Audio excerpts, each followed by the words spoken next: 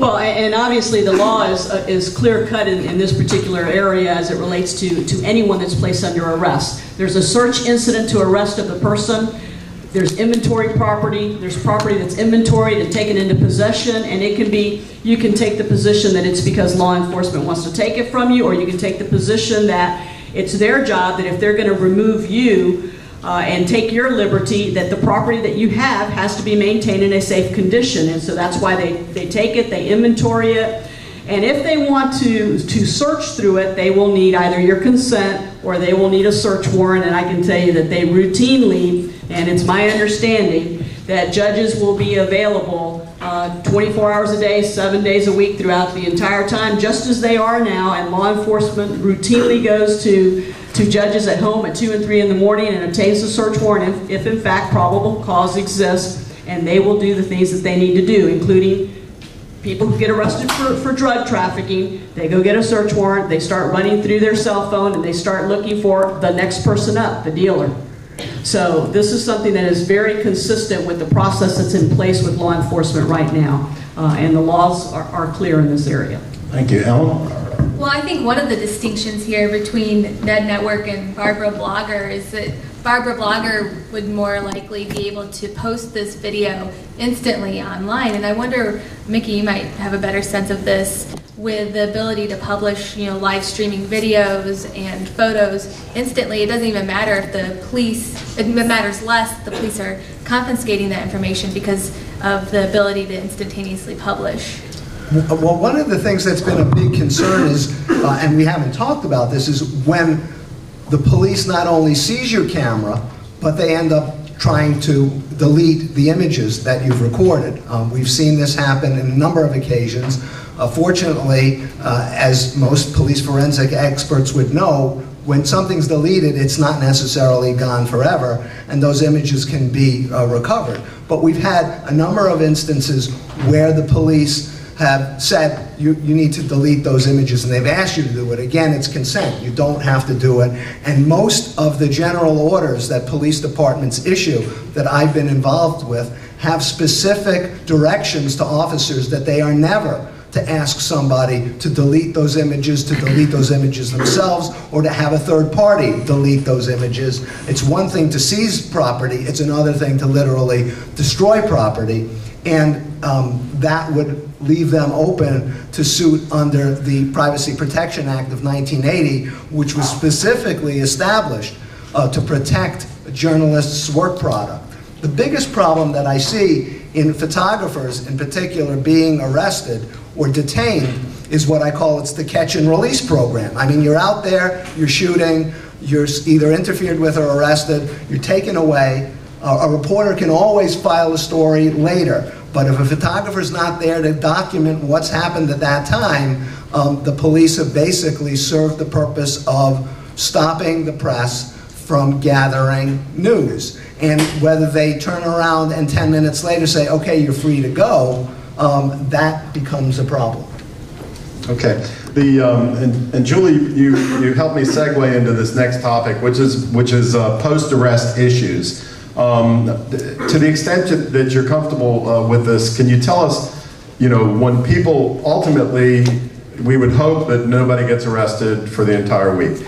It's not very realistic. People are going to get arrested. When they do get arrested, where do you expect they'll be taken? What are their due process rights? What is the timing of how quickly they're going to be able to see one of your attorneys? How quickly will they get in front of a judge? Help everybody out to understand what we're going to be looking at. And let's look at a worst case scenario. Let's look at, like in New York City, where they arrested 800 people in one day. Let's say that Tampa, God forbid, but we have 500 arrests in one particular afternoon. What do you see happening? Based on, I've been the public defender now for 20 years, so I just want to give you an idea of how long I've been the public defender, and this is where I'm coming from historically. Probably the most arrests we've ever seen in any given day was somewhere in the vicinity of about 300.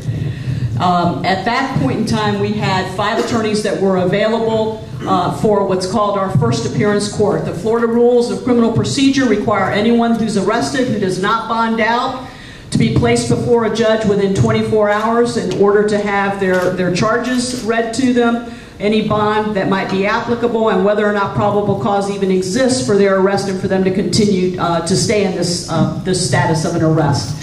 I have 120 lawyers right now that are going to be on call 24 hours a day for the 7 to 10 day period that I've been requested to make them available.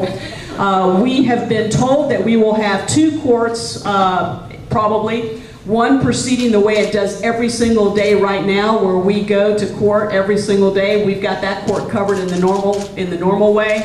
There are 75 to 150 people arrested per day handled by that court with the respective lawyers right now. So the remaining lawyers will all be available. We will have a senior lawyer, including myself, available on call for law enforcement, as well as what that means is the on-call person, if someone asks for an attorney out at the scene, we are going to offer our services along with any of the private lawyers who are willing to do that with us, and we will be on call and we will report out to the scene if we certainly can get there, but at a minimum we'll be telephonically available, we'll talk to people.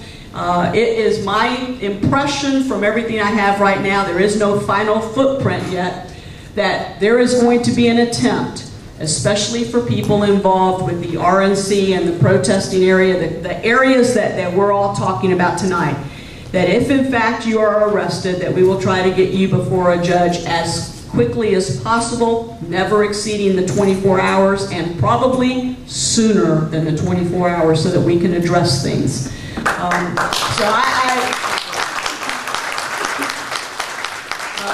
Whether or not I am successful in this effort or not, certainly time will tell, but if we have 800 people arrested, that's 3 times what I'm used to, but I'm going to have 120 lawyers. They have all been directed that they cannot take any leave during this time period, and every single one of them knows that. The calendars have been blocked. We are not taking any law enforcement officers off the street and in any way diverting them by having them taking depositions in our office or by having them appear in court motions.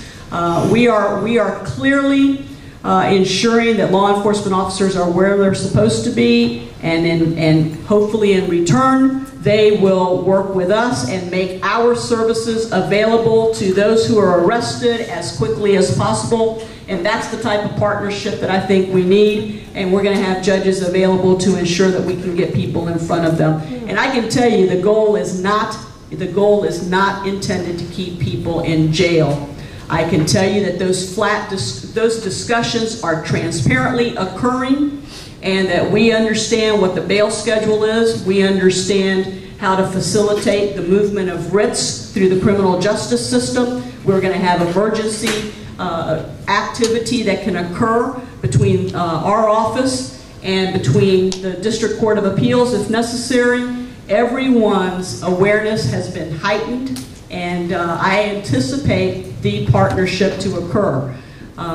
And if it would not occur, it would appear that would be contrary to everything that we have worked towards. So I have full faith that I'll have Mr. Shimberg's cell phone, I'll have Kirby's cell phone number, they'll have mine, and we'll all know how to find each other.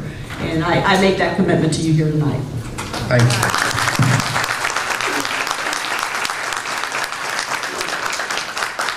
Professor, as you know, as Julie described, we're going to get, hopefully get folks in front of a judge as quickly as possible, and perhaps the judge will consider releasing folks on their own recognizance if it's a minor charge, which is not uncommon. But one of the things that occurred during the Occupy movement, and specifically here in Tampa, was that one of the judges released a gentleman on his own recognizance, but placed a condition of that release and said, you can't go back to Curtis Hickson Park because that's where you were trespassed from because he tried to stay too late at night.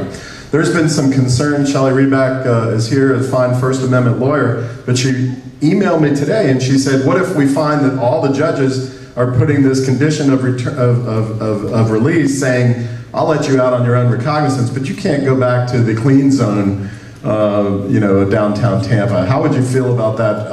Let's take you out of the academic role. You're now the defense lawyer, addressing these issues.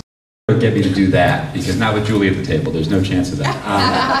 I can say I asked this very question to a colleague of mine who teaches criminal procedure, who is much better qualified to answer a specific question like this about the criminal law than I am, having never practiced in the criminal area. And the reaction, my first reaction was exactly the one you suggested, which is that this could be an unconstitutional condition. Right? So a government benefit or the provision of bail with a limit on one's First Amendment rights as a condition of accepting that benefit is problematic. And there are some 11th Circuit cases that I've brought but will not bother you with that sort of support that as a general matter. My colleague, however, was not able, and this is not a shortcoming of hers, I promise you, was not able to sort of describe how that works or how that remedy works in an easy fashion. It is sort of unusual. So I agree that it's constitutionally problematic, but in terms of how it would actually work procedurally, I defer to Julianne. I absolutely couldn't describe that with any accuracy. Okay. All right, Jim, we're going to jump back to a little bit of practice. Oh, I'm sorry. Go ahead, Jim. Sorry. That's okay. I will tell you that, and I know Shelley knows this, that very routinely, if someone is arrested for a particular crime right now, irrespective of what's going on, that quite often they are given restrictions on their movements of where they can go. That's done in the areas of domestic violence. It's done in the areas of even petty thefts. If you steal from someplace, you can't return back to where you stole from. So this routinely happens. I hate to make this big commitment, because I obviously cannot control how the courts will look at this. I can tell you that our office has prepared motions for emergency purposes should judges impose that particular restriction, and we are prepared to take the emergency action to try and ensure that someone is not restricted from going back into that area. And I think that everyone understands that what we are trying to do is, we think that there might be some altercations, we think there might be some arrests, but we don't want to restrict someone for 7 days. So we are going to work diligently on having the emergency writs available. I think you should anticipate that if it is a felony crime, you should anticipate that the restrictions will be much more stringent than if there is a misdemeanor violation.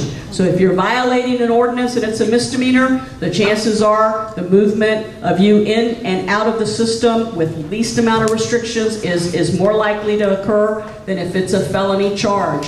And I think that my understanding is that the underlying facts of the criminal report affidavit are going to be probably much more extensive than usual, so that the judge who is being asked to make the decisions has a lot more facts than they normally would, almost like a little mini police report. I think that, we're really trying to get all the facts in front of the judge and try to make the right decision. But the goal is not, unlike what you've heard, the goal is not to pick somebody up, lock them up, and leave them there until the convention's over. That is not the goal that is being discussed in the rooms where we're talking about how to set up our courts.